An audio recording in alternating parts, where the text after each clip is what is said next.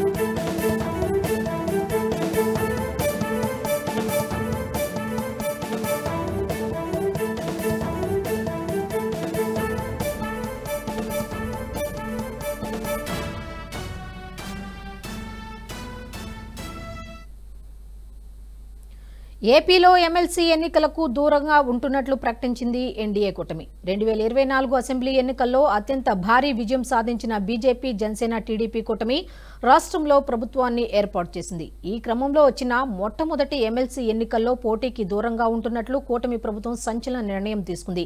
విశాఖ స్థానిక సంస్థల ఎమ్మెల్సీ ఎన్నికకు నోటిఫికేషన్ వచ్చినప్పటి నుంచి ఆ ప్రాంత నేతలతో టీడీపీ, జనసేన నేతలు చర్చలు జరుపుతున్నారు. ఈ క్రమంలో నామినేషన్ ప్రక్రియకు చివరి రోజు కావడంతో మరోసారి విశాఖ నేతలతో చర్చించిన చంద్రబాబు నాయుడు ఎమ్మెల్సీ ఎన్నికకు దూరంగా ఉండాలని సూచించారు. దీంతో కూటమి నేతలు సీఎం చంద్రబాబు నిర్ణయానికి ఆమోదం తెలిపి విశాఖ ఎమ్మెల్సీ ఉప ఎన్నికకు దూరంగా ఉంటున్నట్లు ప్రకటించారు. అయితే ఈ ఎమ్మెల్సీ స్థానం కోసం ఇప్పటికే నామినేషన్ వేసిన వైసీపీ నేత మాజీ మంత్రి బొత్స సత్యనారాయణకు లైన్ క్లియర్ అయింది.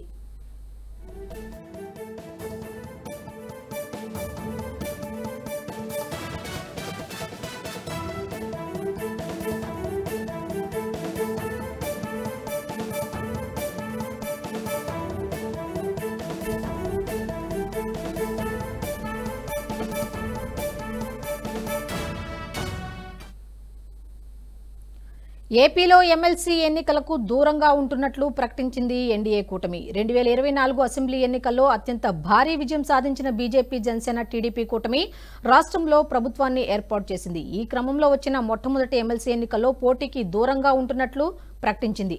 అయితే ఇదే అంశానికి సంబంధించి మరిన్ని వివరాలు మా ఎగ్జిక్యూటివ్ ఎడిటర్ శివప్రసాద్ అందిస్తారు.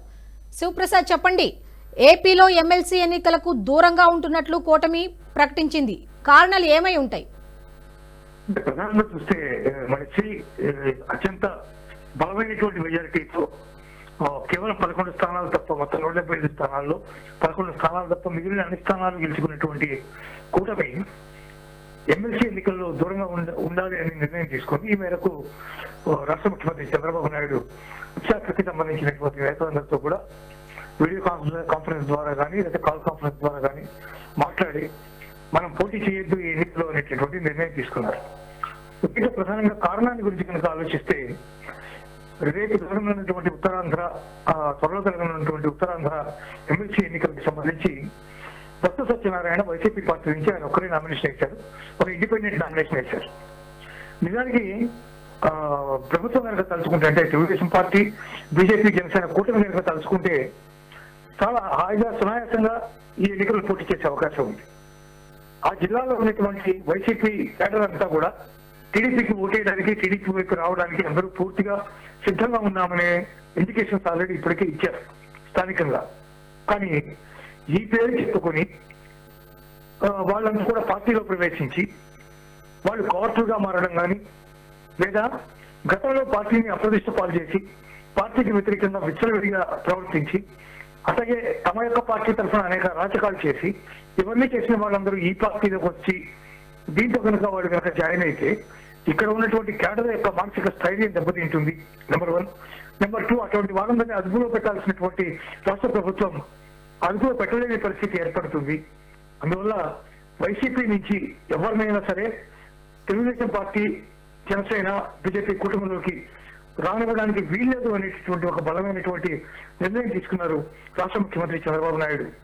ఆ మేరకి తమ యొక్క కేడర్ అందరితో కూడా మాట్లాడి ఒక ఎన్నిక పోతే పోయింది, ఒక ఎమ్మెల్సీ పోయినందుకు మాత్రం కలిగే నష్టమేం లేదు కాబట్టి మనం వాళ్ళెవరిని మన దగ్గరికి తీసుకోవద్దు అనేటటువంటి నిర్ణయం తీసుకున్న ధర్మిగా ఈ పోటీ నుంచి జనసేన, బీజేపీ, టీడీపీ కూటమి వైదొలిగింది. వాళ్ళెవరు పోటీ చేయట్లేదు. ఇదే అత్యంత ప్రధానమైనటువంటి కీలకమైనటువంటి పాయింట్ గా వైదొలగడానికి మనం భావించవచ్చు. మనశ్రీ అంటే శివప్రసాద్, బొత్స సత్యనారాయణ ఏమైనా పార్టీ మారే ఆలోచనలు ఏమన్నా కనిపిస్తున్నాయా అంటారా? అందువల్లే ఈ కూటమి ప్రభుత్వం ఎవరిని పోటీకి దింపకుండా ఉందంటారా? బొత్స సత్యనారాయణ పార్టీ మారడానికి ఎప్పుడో సిద్ధపడ్డారు, ఇప్పుడే కాదు, చాలా కాలం క్రితమే సిద్ధపడ్డారు. దానికి సంబంధించి మెసేజెస్ కూడా ఆల్రెడీ పంపించారు. అంటే సీనియర్స్ కూడా తెలుగుదేశం పార్టీకి అట్లాగే మిగిలినటువంటి 2 పార్టీలకు కూడా పంపించారు. కానీ ఆ చేరికని ఎప్పుడు కూడా చంద్రబాబు నాయుడు ఇష్టపడలేదు.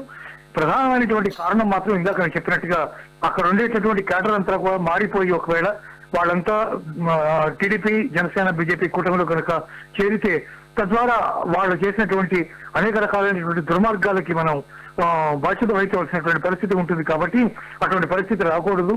అందుకని మనంతా మనమే పోటీ చేసే పరిస్థితి ఉంటేనే చేద్దాం. 850 మంది మొత్తం సభ్యులు ఉంటే దాంట్లో 250 మంది సభ్యులు మాత్రమే తెలుగుదేశం పార్టీకి చెందిన వాళ్ళు ఉన్నారు. మిగిలిన వాళ్ళందరూ కూడా వైసీపీ పార్టీకి చెందిన వాళ్లే. అందువల్ల వాళ్ళని తీసుకుని అనవసరంగా ఈ గందరగోళం సృష్టించడం ఇష్టం లేకే ఇట్లా నిర్ణయం తీసుకున్నారు తప్ప బొత్సని మళ్ళీ పార్టీలో చేర్చుకోవాలని కానీ లేదా బొత్సని మరో రకంగా ఏదైనా చేయాలనే ఆలోచన కానీ ఇవన్నీ టీడీపీకి, జనసేన, బీజేపీ కూటమికి లేదు అని స్పష్టంగా చెప్పవచ్చు. అంటే యాక్చువల్గా మొన్న విశాఖలో చాలా మంది కార్పొరేటర్లు కూడా ఈ కూటమి ప్రభుత్వంలో అంటే జనసేనలో జాయిన్ అయిన పరిస్థితులు అయితే మనం చూసాం కదా. ఆ ఉద్దేశంతో ఇట్లా బొత్స సత్యనారాయణ కూడా ఛాన్స్ ఉందంటారు. జనసేనలో జాయిన్ చేసుకోవడం అనేది ఆ పార్టీ రాష్ట్ర అధ్యక్షుడు అయినటువంటి పవన్ కళ్యాణ్ యొక్క ఇష్ట ప్రకారం జరుగుతుంది. కానీ టీడీపీకి సంబంధించినంత వరకు మాత్రం టీడీపీ ఎట్టి పరిస్థితుల్లోనూ అలా వచ్చిన వాళ్ళని తీసుకోవద్దు అనేటటువంటి ఒక కీలకమైన నిర్ణయం తీసుకుంది. కాబట్టి ఆ మేరకు ఎమ్మెల్సీ ఎన్నికల్లో పోటీ చేయాలనే నిర్ణయం తీసుకున్నారు. పవన్ కళ్యాణ్ కూడా ఒకవేళ అట్లాంటి వాళ్ళని జాయిన్ చేసుకునేటప్పుడు ఆ విషయం కూటమి ధర్మంగా ఒకవేళ ప్రభుత్వానికి అంటే టీడీపీకి, బీజేపీకి చెప్పి ఉంటుంటే అది ఇంకా మర్యాదకరంగా ఉండేదేమో. బట్ ఆయన ఏం ఆలోచించారో వాళ్ళ పార్టీ మనుగడ, దాని భవితవ్యం అవన్నీ కూడా ఆ పార్టీ అధ్యక్షుడికి సంబంధించినటువంటి అంశాలు కాబట్టి దాని మీద నిర్ణయం తీసుకునే హక్కు, అధికారం ఎప్పుడు ఆ పార్టీ అధ్యక్షుడికి ఉంటాయి. కాబట్టి పవన్ కళ్యాణ్ ఆ నిర్ణయం తీసుకుని ఉండొచ్చు.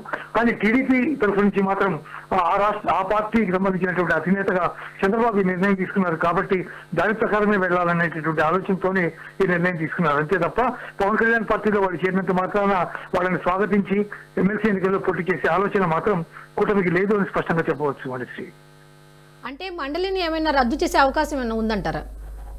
మండలి రద్దు అనేది కూడా ఒక ఆలోచన ఉంటే ఉండవచ్చు. అంటే ఆ కొన్నిసార్లు 2 సార్లు దానికి సంబంధించినటువంటి ప్రస్తావన వచ్చింది.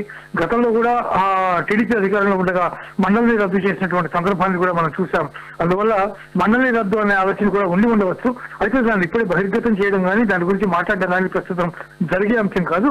ఆ తర్వాత నెమ్మదిగా గ్రాడ్యువల్ గా 1 సంవత్సరం తర్వాత నెమ్మదిగా దానికి సంబంధించినటువంటి అంశాలు బయటకు వచ్చే అవకాశం కల్పిస్తూ ఉంది.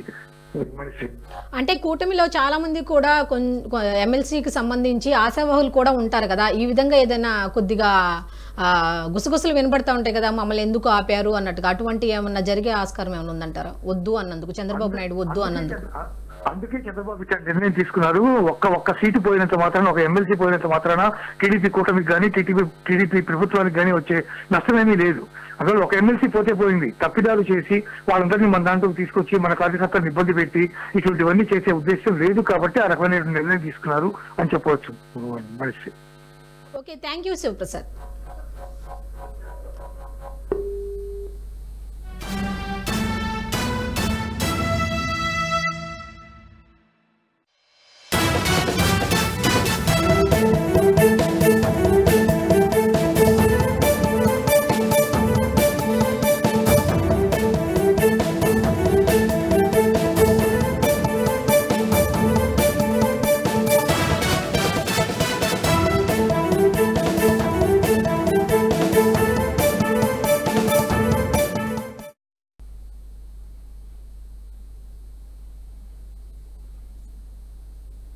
ఈ వీడియో మీకు నచ్చినట్టయితే లైక్ చేయండి, 10 మందికి షేర్ చేయండి. అలాగే కామెంట్ల రూపంలో మీ అభిప్రాయాలను మాతో పంచుకోండి. Nationalist hub group of channels ను సబ్స్క్రైబ్ చేసుకుని తెలుగునాట జాతీయవాద జర్నలిజాన్ని ప్రోత్సహించండి. ఈ వీడియో కింద ఉన్న బెల్ ఐకాన్ పై క్లిక్ చేయడం మర్చిపోవద్దు.